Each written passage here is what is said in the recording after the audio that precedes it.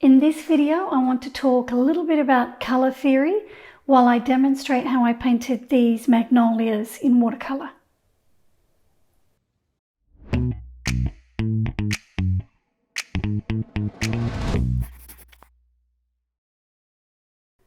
When it comes to colour choices, I tend to wing it more than anything else. My knowledge about colour theory is limited, but it's growing because I've been devouring this book by Stephen Quiller called Colour Choices, Making Colour Sense Out of Colour Theory. And it's really good. It was recommended by one of my patrons and I'm really glad that she told me about it. It's easy to understand and it's got lots of sample paintings in it where Stephen has used different colour schemes according to the different colour theories. I really enjoyed the chapter on complementary colour schemes and I was inspired to paint these magnolias with only 2 colours. This painting is painted on Arches cold pressed 640 GSM watercolour paper. I know you don't need to stretch this paper before you use it because it's fairly thick, but I did stretch it because I knew I was going to work quite wet and it has a tendency to get waves in it if I don't stretch it. I'm going to show you the range of semi-neutrals that I mixed from the 2 colours and then I'll begin to start painting the background. There's a gorgeous magnolia tree growing in a cemetery near where we live. Last spring, when it was flowering, I took my camera there and I got some photos of it. And here's the photo that I ended up using. To make the composition a little more interesting, I took the 2 magnolias on the left-hand side and I pushed them up a little. I used 2 complementary colours, Winsor Green Blue shade and Permanent Rose. Both of them are by Winsor & Newton. I'll start with Permanent Rose. And what I want to do is look at the range of semi-neutral colours that I can get by mixing the 2 colours together. I'll mix a small amount of Winsor Green into the Permanent Rose and see what I get. That's a pretty plum colour that I'll be able to use on the flowers. So now I'll mix a bit more of the Winsor Green into it. I think I'll get a deeper mauve. And now I'll put a bit more green into it.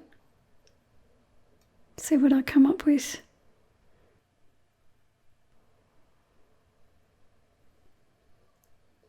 So it looks like I'm heading towards the neutral colour. Let's have a look. I'll see what the next colour is, see if it's a bit more grey than that. So when you mix 2 complementary colours together in equal amounts, you should get a grey. So now I'm putting more of the Winsor Green in and it'll start to turn green, like a greeny grey.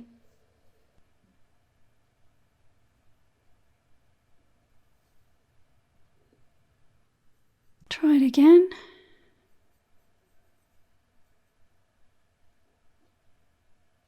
So I'm heading back towards green now. So I'll wash my brush out and I'll just pick up some of the Winsor Green on its own. I'm running out of paper now. So the grey is the neutral colour and all the other colours are semi-neutrals. And they're going to give me a really good range of colours that I can use on this painting. I think that Permanent Rose and Winsor Green Blue shade will be all that I need. I think this one here is probably closest to the neutral grey. And according to my new book by Stephen Quiller, when you place those semi-neutrals next to the full intensity colours, so in this case Permanent Rose and Winsor Green, those semi-neutrals will bring the full intensity colours to life. Of the 2 colours, my dominant colour is going to be Permanent Rose. So I thought for the background I'd use the neutral grey colour and then I'll try and add a few highlights of wintergreen through it to bring in that complementary colour.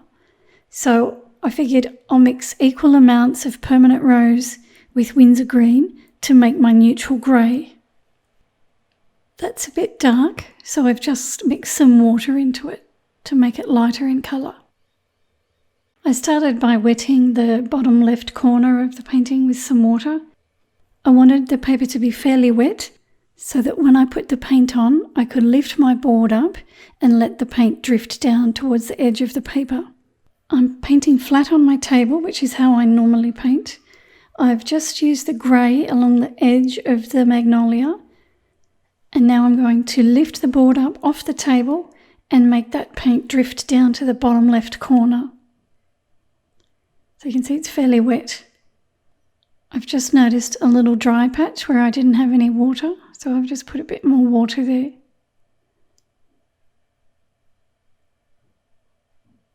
It's still a bit dry. That's better.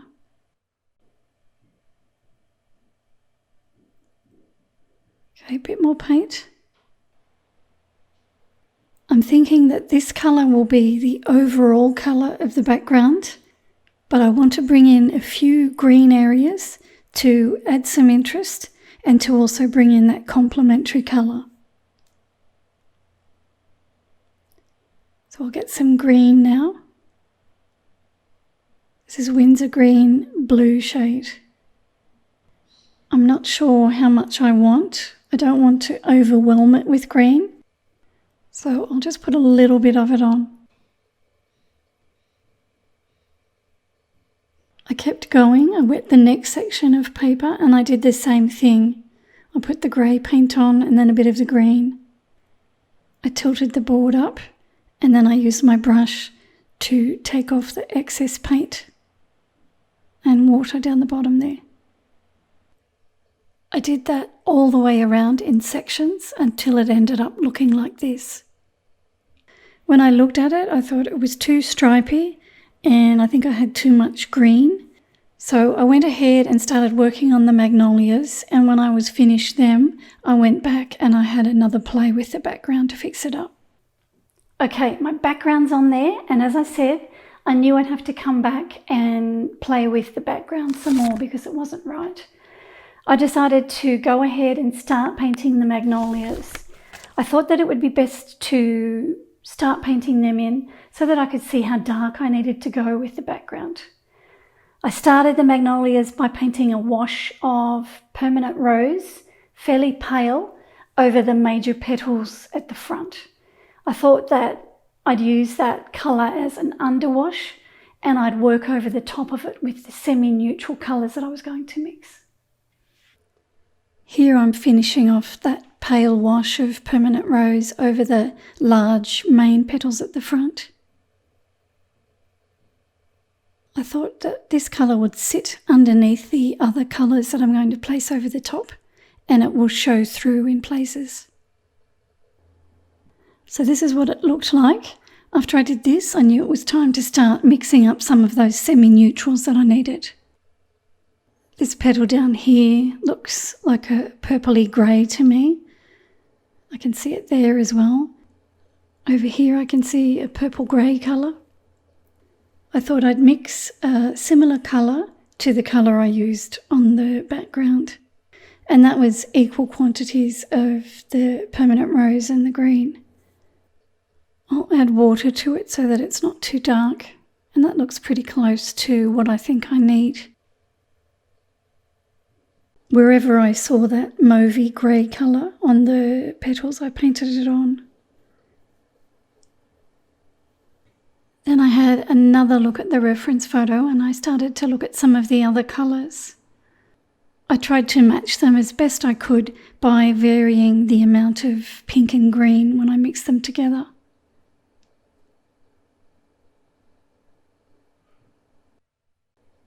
I needed a mauve colour, so I got the pink out and then I added some green to it. I knew I needed more of the permanent rose than I did the green. And then I tested it on a piece of scrap paper first. Here I'm painting that colour onto the petal that's wet with water, I wanted soft edges all the way around this shape, so that's why I've put the water there.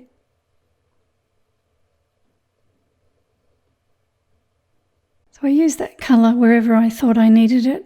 If I wanted it a bit darker, I didn't mix as much water with it.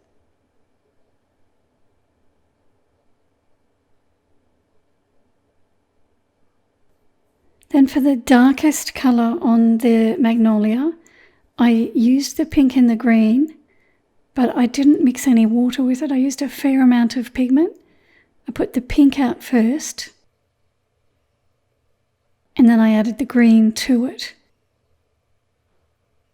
I was trying to get a sort of a burgundy colour or a deep plum colour.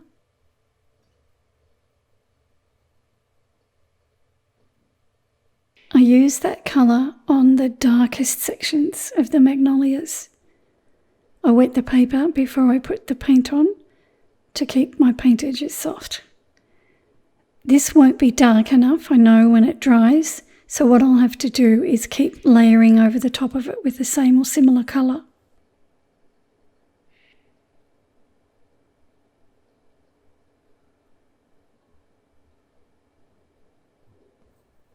On this Magnolia over here, I decided that I needed to put another layer of permanent rose over the top, but this time I needed it to be a bit darker than the first layer.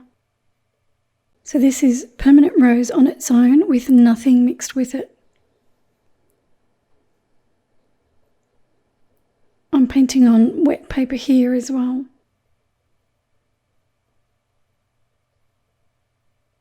When that was dry, I re-wet it with water so that I could paint the darker colour over the top. This is it here.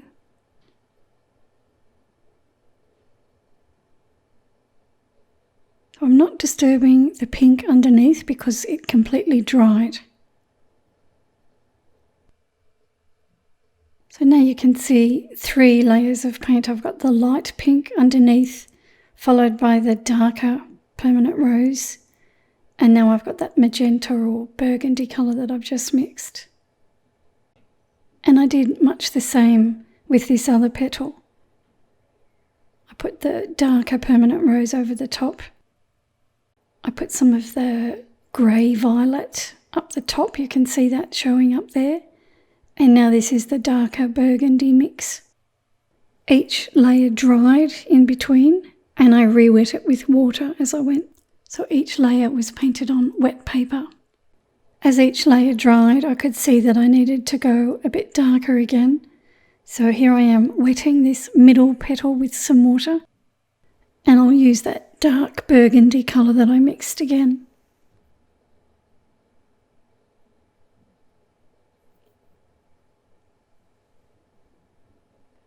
Once I get it where I want it, I take the paint out of my brush and I use my brush to soften away the paint edge. Once I got the flowers the way I wanted them, I decided to turn my attention back to the background. Remember I said it was sort of streaky and I think I had too much green on there and the colour wasn't dark enough. So I mixed my grey again from equal quantities of both colours, and I'm starting to paint that on the wet paper. This time I had my green out, but I think it had a bit of the grey mixture mixed into it. I had them sitting next to one another on my plate. So I think I neutralised it a little the second time round without really realising. This is where I wanted to darken it slightly and also make it look less stripy. But I didn't want to overwhelm it with the green. Permanent rose, or the pink, was my dominant colour, so I didn't want the green to take over and have the two colours competing with one another. Rather, I wanted the green to enhance the permanent rose.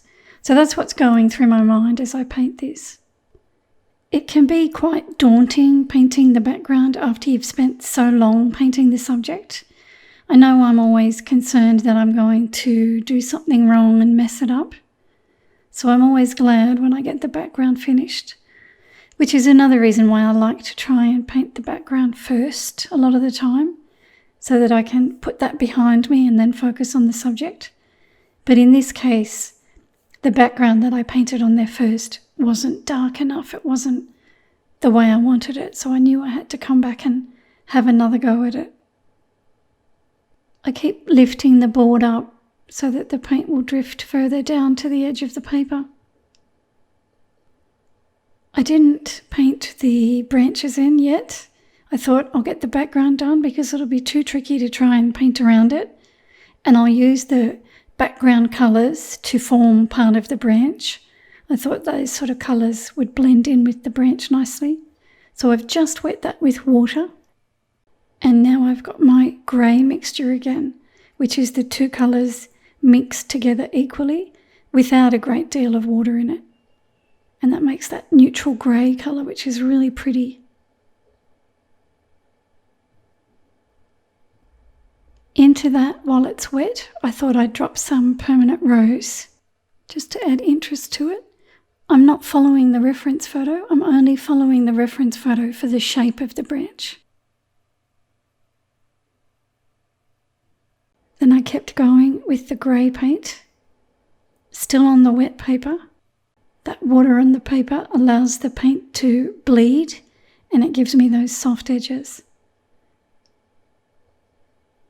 You can see the background showing through. I'm not completely covering it with paint. So then I thought I'd drop some of the green on there.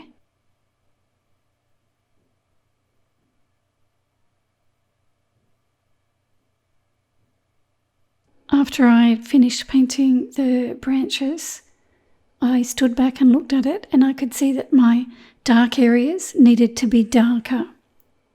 So I wet each area with water where I wanted it to be darker.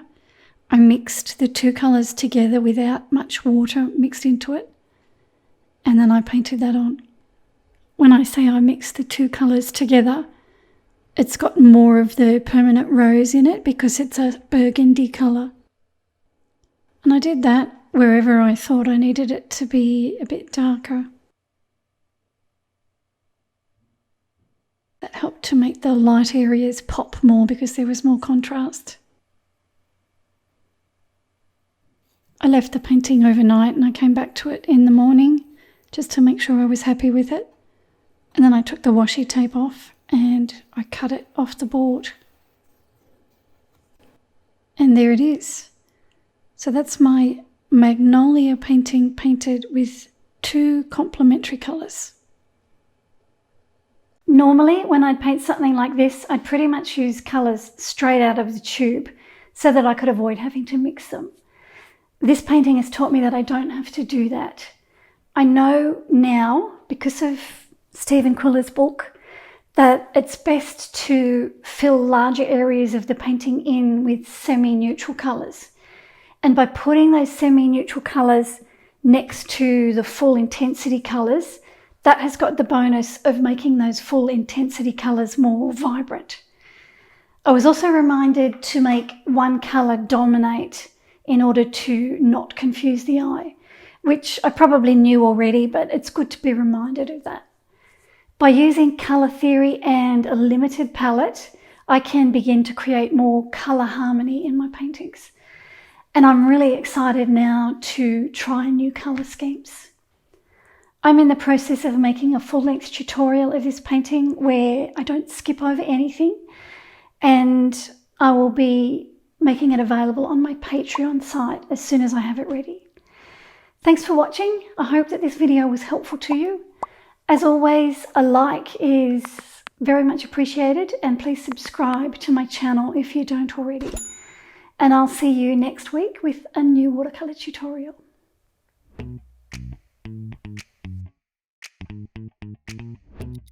Stephen Quiller, called Colour Choices, Making Colour Sense Out of Colour Theory. It's brilliant. It was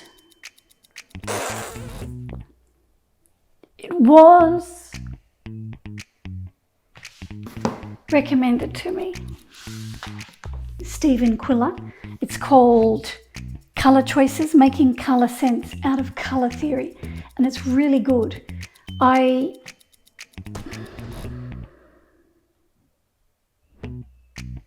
It was recommended because it's fairly thick, but I did stretch it because I knew that I was going to work quite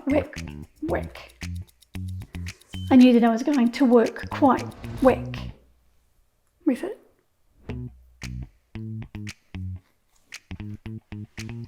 And by putting those semi-neutral colours next to the full intensity colours,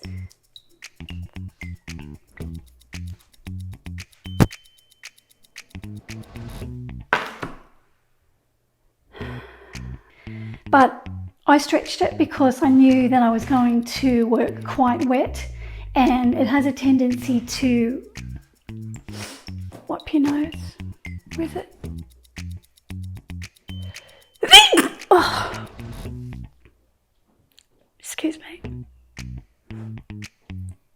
In this video, and it's got lots of sample paintings in it where Stephen has used different colour schemes. He's used different colour schemes. It's a pretty colour scheme.